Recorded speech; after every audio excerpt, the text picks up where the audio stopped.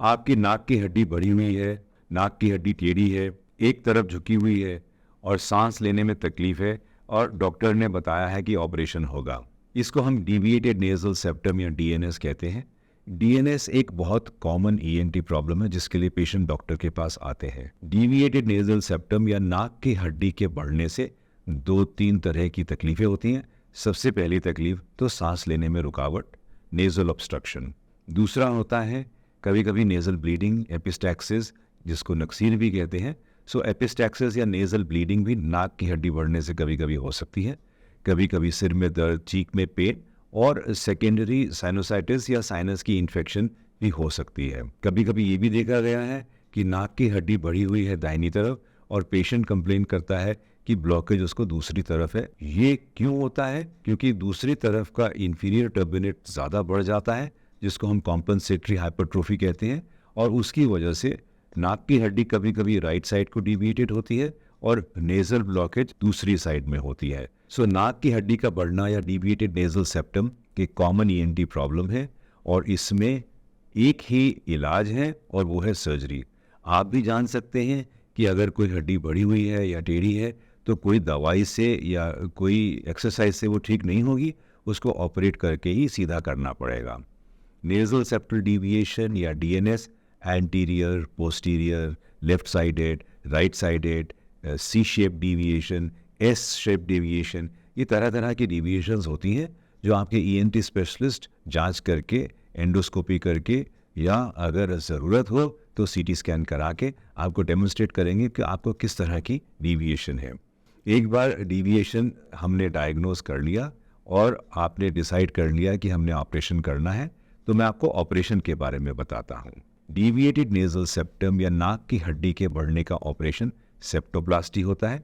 आजकल हम endoscopically guided minimally invasive septoplasty या सेप्टल रिकंस्ट्रक्टिव सर्जरी करते हैं। इसमें हम लोकल एनेस्थीसिया या जनरल एनेस्थीसिया में कर सकते हैं। ज़्यादातर आजकल हम प्रेफर करते हैं कि जनरल एनेस्थीसिया में करें, क्योंकि अगर पोस्टीरियर सेप्टल डिविएशन है तो वो लोकल एनेस्थीसिया से कारगर नहीं होता, पेशेंट को थोड़ा बहुत डिस्कम्फर्ट या पेन हो सकता है।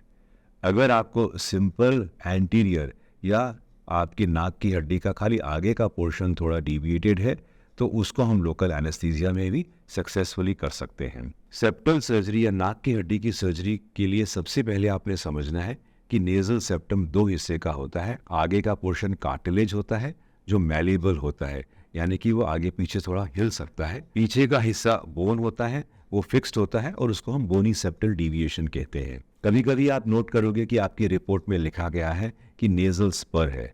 नेजल स्पर वो होता है जो एक प्रोमिनेंट पोर्शन होता है सेप्टल डिविएशन का, और ये ज़्यादातर बोन से होता है। नेजल सेप्टल डिविएशन या नाक की हड्डी के बढ़ने का ऑपरेशन नाक के अंदर से ही होता है। बाहर से कोई चीरा नहीं लगता, बाहर से कोई निशान नहीं है।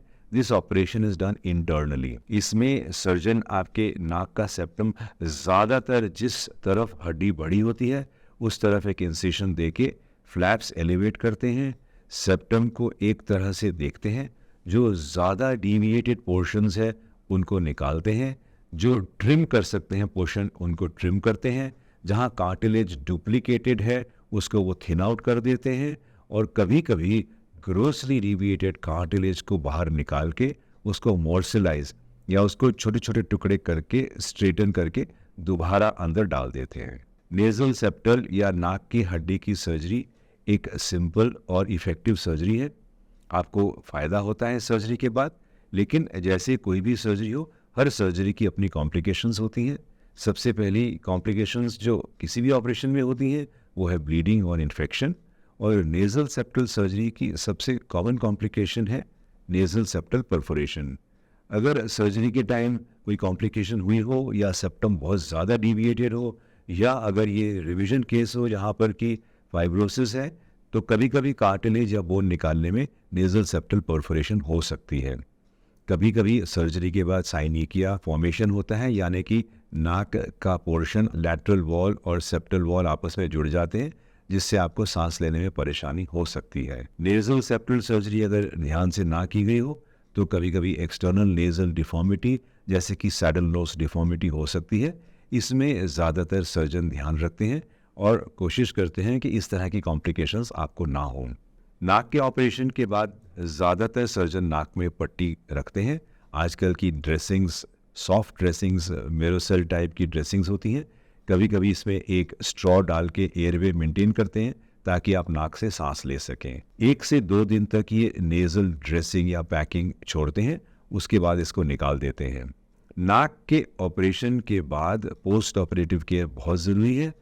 डॉक्टर आपको 2 या 3 बार बुलाएंगे, अंदर से नेज़ल क्लीनिंग करेंगे, नेज़ल टॉयलेट करेंगे और ब्लड क्लॉट्स और जितने भी सिक्रीशंस हैं वो क्लीन करके आपके नेज़ल पैसेज को हील करने के लिए जगह देंगे। ज़्यादातर 7 to 10 डेज़ में सर्जरी के बाद आपकी हीलिंग ठीक हो जाती है और आप नाक से ठीक तरह से सांस ले पाते हो। नेज़ल सेप्टल डीविएशन या नाक की हड्डी बढ़ने से अगर आपको सांस लेने में तकलीफ है या और कोई भी कॉम्प्लिकेशन है जिसकी वजह से आप सर्जरी करा रहे हैं, आप निश्चिंत होकर सर्जरी कराइए।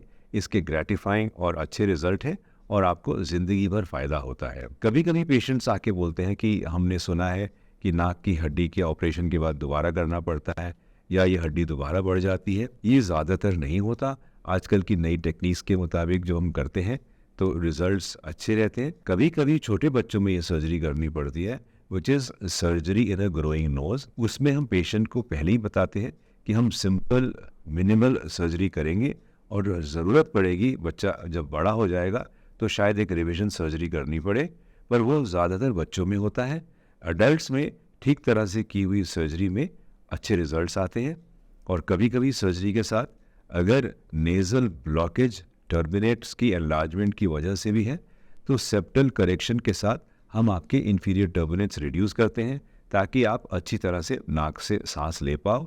इसको हम नेज़ल एयरवे करेक्शन सर्जरी की टर्मिनोलॉजी देते हैं ताकि जो भी चीज़ें आपको ब्लॉक कर रही हैं, जिस भी वजह से आपके सांस में रुकावट है, वो सारी चीज़ें एक ही बार में क्लियर होती हैं ताकि ऑपरेशन के बाद आप ठीक तरह से नाक से सांस ले पाएँ।